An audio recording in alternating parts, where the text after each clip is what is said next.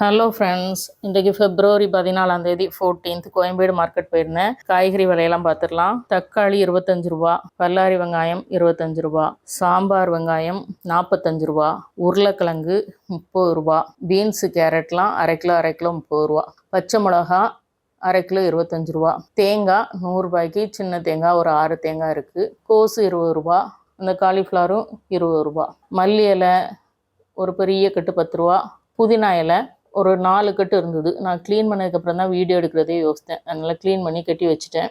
4 கட்டு 10 ரூபா. கருவேப்பிலையும் அதே மாதிரி 10 ரூபாய்க்கு வாங்கிட்டு பாதி கருவேப்பிலை சாம்பார் பொடிக்காக வாஷ் பண்ணி எடுத்துட்டேன். பாதி தேவைக்கு எடுத்து வச்சுருக்கிறேன். பூண்டு சொல்லலை, பூண்டு வந்து கிலோ 300 ரூபா. அந்த பூண்டில் அரை கிலோ வாங்கியிருக்கு 150 ரூபா. பூண்டு தான் விலை குறையவே மாட்டேங்குது. ஆனால் கொஞ்சம் சைஸ் வாரியாக இருக்குது. 300 ரூபாயிலேருந்தே இருக்குது. நான் 300 ரூபாய்க்குள்ளே பூண்டு தான் வாங்கினேன். பிடிச்சிருந்தா லைக் பண்ணுங்கள், ஷேர் பண்ணுங்கள், சப்ஸ்கிரைப் பண்ணுங்கள். பாய்.